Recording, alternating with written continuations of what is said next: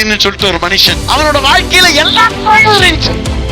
என் மீட்பராய் இயேசு இருக்கின்ற போது என் வாழ்விலே குறைகள் என்பது ஏது. தாவீதுன்னு சொல்லிட்டு ஒரு மனுஷன் 16-17 வயசுல காட்டுக்குள்ள போயிட்டு ஆடுகளை மேய்த்து கர்த்தரன் மீட்பரா இருக்கிறார், நான் தாழ்ச்சி அடையேன். அப்பா இல்ல, அம்மா இல்ல, இவங்களோட அரவணைப்பு இல்ல, இவங்களோட கேர் இல்ல, இவங்களோட கன்சர்ன் இல்ல, இவங்களுடைய பராமரிப்பு எதுவுமே இல்ல. 16-17 வயசுலயே God is my shepherd, என் மீட்பராய் இயேசு இருக்கின்ற போது என் வாழ்விலே குறைகள் என்பது ஏது. எத்தனை வயசுல? 15-16 வயசுல பிள்ளைங்க எல்லாம் எங்க அப்பாங்களை வெறுத்துட்டாங்க, எங்க அம்மா they feel rejected. அம்மா கொஞ்சம் ஏதாவது திட்டினாங்கன்னா they are upset. தாவீதுன்னு சொல்லிட்டு ஒரு மனுஷன், அப்பா அம்மா அண்ணன் தம்பிங்க ஒருத்தருடைய நேசமும் இல்ல, எல்லாராலும் புறக்கணிக்கப்பட்ட ஒரு மனுஷன் காட்டுக்குள்ள போய் என் மீட்பராய் இயேசு இருக்கின்ற போது என் வாழ்விலே குறைகள் என்பது ஏது.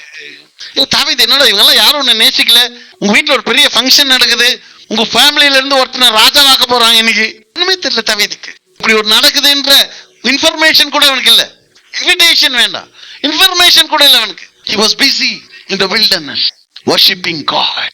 16-17 வயசுல யாரும் இல்லாத போது கரங்களை உயர்த்தி கர்த்தரே என் மீட்பராய் இயேசு இருக்கின்ற போது வாழ்விலே எந்த 16-17 வயசுல அப்படிப்பட்ட ஒரு துக்கத்துல நின்னு என் வாழ்க்கையில எந்த குறையும் இல்லை, என் வாழ்க்கையில எந்த கவலையும் இல்லைன்னு சொல்ற மனுஷன் 16-17 வயசுல என்னை அவ பசும்புல் மேய்ச்சலிலே என் நேரமும் நடத்திடும் போதினிலே, என்னை அவ பசும்புல் மேய்ச்சலிலே என் நேரமும் நடத்திடும் போதினிலே, ஆஹா என்ன இன்பம், ஆஹா என்ன இன்பம், என்றென்றும் இன்பம் அல்லவா, ஓ என்ன இன்பம், ஆஹா என்ன இன்பம், என்றென்றும் இன்பம் அல்லவா.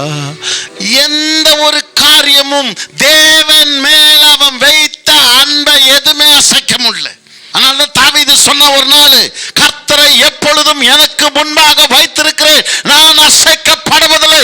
No problems can shake me, no breaking relationship can shake me. யார் என்ன நேசிக்கலைனாலும், யார் என் கூட இருந்தாலும், யார் என் கூட இல்லைனாலும், யார் என்ன பண்ணாலும், யார் என்ன பண்ணலைனாலும், நான் கர்த்தரை எனக்கு முன்பாக வைத்திருக்கிறேன், நான் அசைக்கப்பட மாட்டேன் என்று ஒரு 17-18 வயசுல ஒரு பையன் எழுப்பி, he loved God, he loved him deeply. ஆழமான ஒரு நேசம் அவனோட வாழ்க்கையில எல்லாம் இருந்துச்சு. அவனை சுற்றி பார்த்தா அவன் வாழ்க்கையில nothing was working. அம்மா அன்பு, அப்பா அன்பு, அண்ணன் தம்பி அன்பு சுத்தி எதுவுமே இல்லை. தேவன் என்னோட இருக்கிறார், அவர் என் கூட இருக்கிறார், அவன் பிரசன்னம் என்னோட இருக்குது, அதுதான் மகிழ்ச்சின்னு அதை மட்டும் பார்த்து மகிழ்ச்சி அடைஞ்சவன். இந்த அளவுக்கு 16-17 வயசுல டீப்பா லவ் பண்ணிருக்கான். எந்த அளவுக்கு அப்படின்னு இந்த வசனமே போதும். கர்த்தரன் இருக்கிறார். ஒரு மனுஷன் ரிஜெக்ட் ஆயிட்டான், அந்த ரிஜெக்ட் ஆன ஒருத்தருக்கு நிறைய கவலை இருக்குது. ரிஜெக்ட் ஆனதை மறக்கிற அளவுக்கு ஒருத்தரால் அவனை நேசிக்க முடிஞ்ச ஒருத்தர் அந்த வனாந்தரத்தில் அவரோடு இருந்தார். எந்த அளவுக்கு கர்த்தருடைய நேசமும் கர்த்தருடைய அவனை தனியா இருக்க விடாம கர்த்தருடைய உறவு அவனோடு இருந்துச்சுன்னா, அவனை சுற்றி அவனை யாரும் நேசிக்காம அவனை ரிஜெக்ட் பண்ண போதும் அவனுக்கு அந்த கவலையே இல்லாத அளவுக்கு, எந்த கவலை இல்லாத அளவுக்கு கர்த்தருடைய நேசமும் உறவும் தாவீதோடு இருக்கு. அவன் தேவனை தன் உள்ளத்தின் ஆழத்திலிருந்து தேடினான். தேவன் அவனை அவருடைய அன்புனால நிரப்பினார். If you love God deeply, இந்த பூமியில உன்னை சுத்தி என்ன நடந்தாலும் you will not be shaken. That's love for God. That is a surrendered life for Jesus. இனிமே நான் சேர்க்க முடியாது. புரியுதா? நீ தேவனோட நேசத்துல நீ ஆழமா இருந்தா எந்த சிச்சுவேஷனையும் நீ சாதகமா எடுத்துக்கிட்டு அவரை நேசிக்கிறத நீ நிறுத்த மாட்டேன். எந்த காரியத்தை நீ காரணமா சொல்லவே மாட்டேன். ஜெபம் என்பது அந்த அன்பினால வர ஒரு விஷயம். வேத வாசிப்பு அந்த அன்பினால வருது. 24 மணி நேரமும் இறுதியும் அவர்கிட்ட பேசிட்டு